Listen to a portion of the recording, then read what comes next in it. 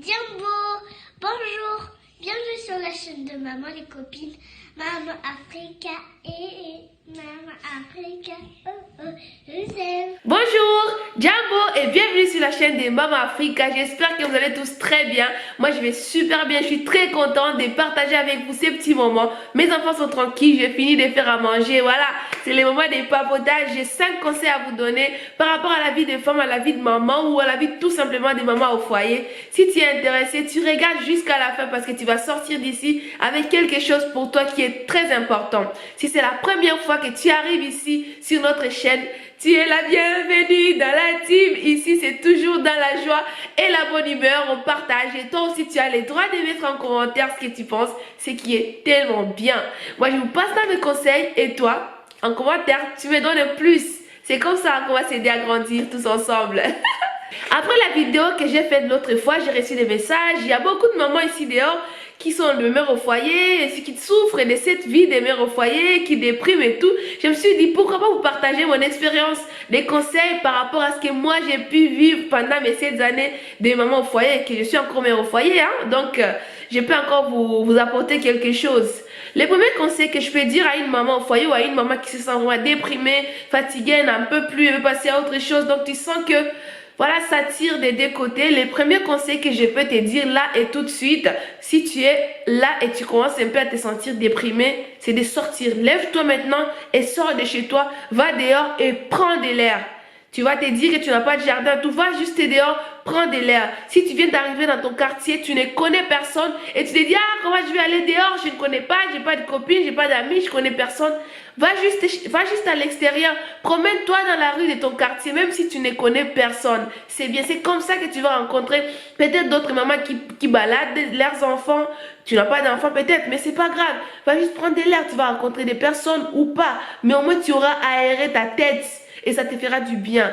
Moi, je suis passée par beaucoup de choses. Parfois, j'ai resté longtemps dans la maison, même une semaine sans sortir de chez moi. Et je me sentais pas bien. On sent une certaine fatigue. Tu sais même pas d'où ça vient. Tout simplement parce que tu restes enfermé. Tu changes des émissions à la télé. Tu regardes ci, tu regardes ça. Et la journée se termine. Tu te sens frustré. Tu sens même pas productive. Et c'est très important de sortir. Bouge-toi maintenant et sors. Même si tu viens d'arriver dans les quartiers, tu ne connais personne. Sors. Même si tu ne connais pas la langue de là où tu vis. Sors. Tu n'es pas obligé d'aller juste là où tu connais des personnes ou d'aller chez des copines où vous allez papoter. Non, sors juste, ça va te faire du bien. Allez, vas-y, sors, ça va te faire du bien. Tu prends de l'air. Ça, c'est mon premier conseil pour une maman qui se sent vraiment déprimée, qui sent qu'elle ne veut plus rien et tout ça. Sors. Parce que déjà sortir, ça va te donner envie de t'habiller, de t'apprêter très bien et de sortir. Et ça fait du bien.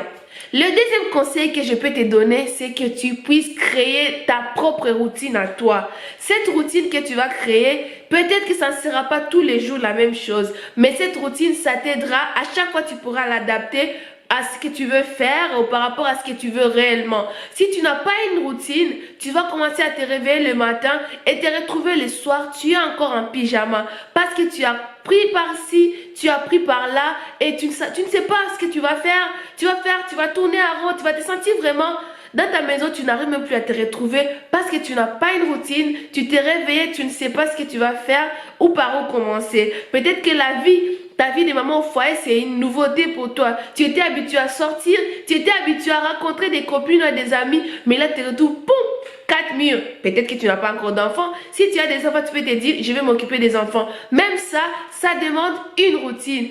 1, 2, 3, 4, 5 enfants.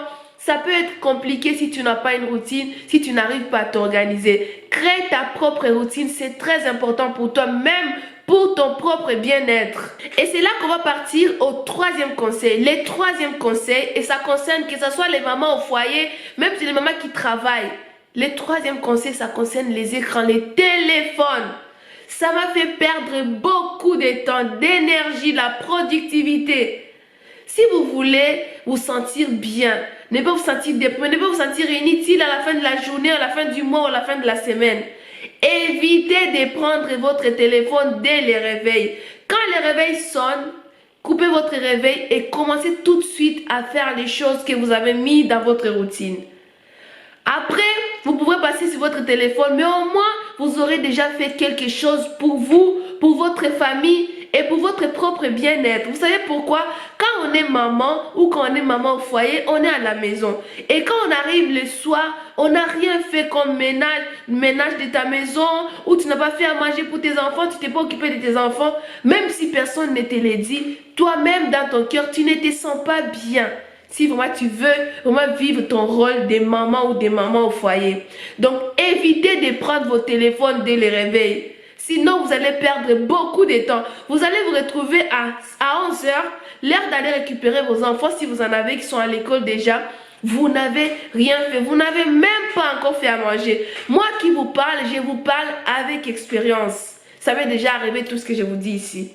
Si vous vous réveillez tout de suite, vous allez sur la chaîne Prendre Maman Africa. Vous allez commencer par la première vidéo. Vous allez voir une autre chaîne, une autre vidéo. Et vous allez perdre beaucoup de temps. Avant d'aller sur des réseaux sociaux ou quoi que ce soit, commencez par faire des choses qui vous font ressentir vous, qui vous font sentir utile dans votre vie de maman ou tout simplement dans votre vie de femme. C'est très important. Les téléphones, c'est bien, ça nous aide à communiquer, ça nous aide à rester connectés. Moi, par exemple, je travaille sur téléphone, mais ne te réveille pas le matin avec le téléphone parce que tu vas perdre beaucoup de temps et tu ne seras pas productif. Je pense que je l'ai assez répété pour ça. Et la télé aussi, évitez de passer toute la journée sur la télé. Ça, je l'ai déjà dit même depuis le début de ma chaîne.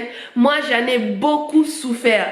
Donc, je conseille à toutes les mamans qui passent leur temps, Netflix, toutes les séries, toute la journée de telenovelas, évitez la télévision. Vous pouvez regarder, je ne vous interdis pas de regarder la télé, mais à quoi ça vous sert? Dites-vous que les personnes qui ont tourné ces films, eux, ont déjà fait leur vie. Quand vous regardez, ils ont déjà travaillé.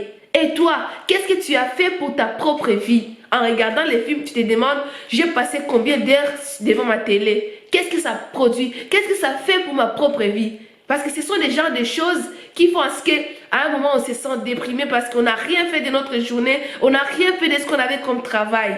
Donc, essayez d'équilibrer tout ça. Et le quatrième point, si par exemple vous dites que oh, je vais faire autre chose, je n'en peux plus, je tourne en rond dans ma maison, moi je ne suis pas habituée à rester sans rien faire. Oui, je te comprends que tu ne sois pas habituée à rester sans rien faire. Ce n'est pas fait pour tout le monde, rester sans rien faire. Et si vous êtes maman et vous occupez vraiment de votre foyer, sachez que vous ne restez pas là sans rien faire. Peut-être que vous vous sentez que vous ne faites rien parce que vous ne produisez pas financièrement. Une chose est sûre et claire, et moi j'en suis vraiment l'expérience.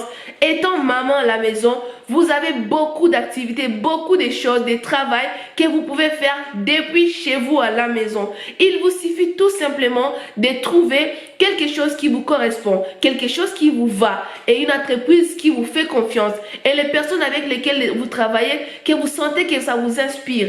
Donc vous avez des choses que vous pouvez faire comme travail à la maison sans bouger de chez vous, tout en vous occupant de vos enfants et aussi en vous occupant de votre propre foyer comme moi. Moi je l'ai fait depuis longtemps, j'avais cherché des choses, je n'arrivais pas à trouver quelque chose qui me correspondait vraiment. Mais depuis que j'ai trouvé, je me sens bien, je me sens épanouie dans ma vie de maman et puis je suis bien en tant que mère au foyer, donc je vais continuer parce que je travaille quoi. Tu vois, si tu veux changer, tu veux faire autre chose, tu peux par exemple t'occuper de l'association, on parlera de ça dans une autre vidéo. Mais si tu veux travailler, il y a beaucoup de choses que tu peux faire étant maman à la maison. Voilà.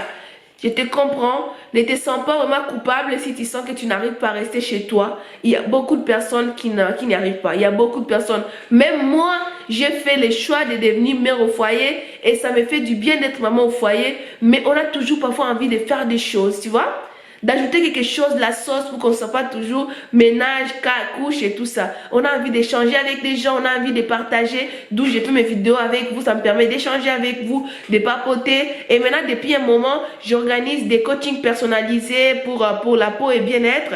Tous les jours à 14 h, j'ai un rendez-vous avec une d'entre vous ou avec d'autres mamans. Je leur conseille, je les accompagne. Vous aussi, vous pouvez faire quelque chose comme ça. Ça vous changera de rester avec les enfants. Voilà.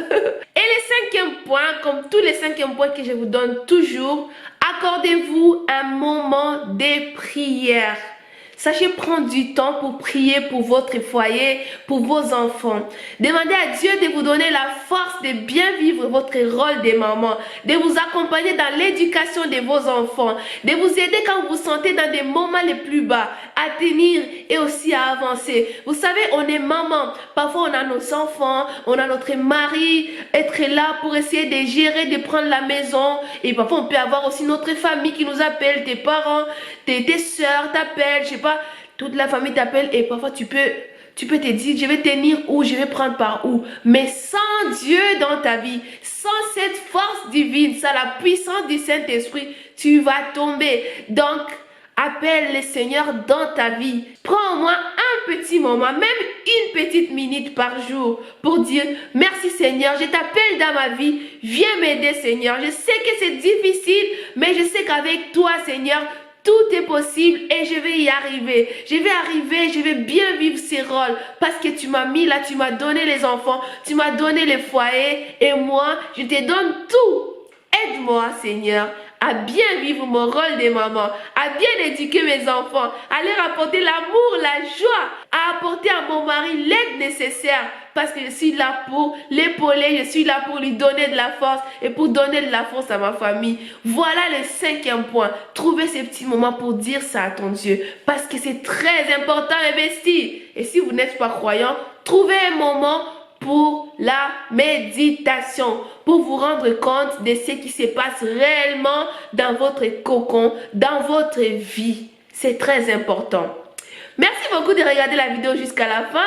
N'hésitez pas à mettre en commentaire ce que vous pensez. Donnez-moi aussi des conseils parce que moi, je ne suis pas absolue. Je vous donne juste mes partages et vous aussi, vous me donnez en commentaire. J'aime bien ça. Ça m'aide aussi à grandir. Qu'est-ce que Maman Africa va vous dire? Maman Africa, n'oubliez pas de partager la vidéo ou de vous abonner. Maman Africa, from the African, Kwaheri. Que le Seigneur vous garde. Bye bye.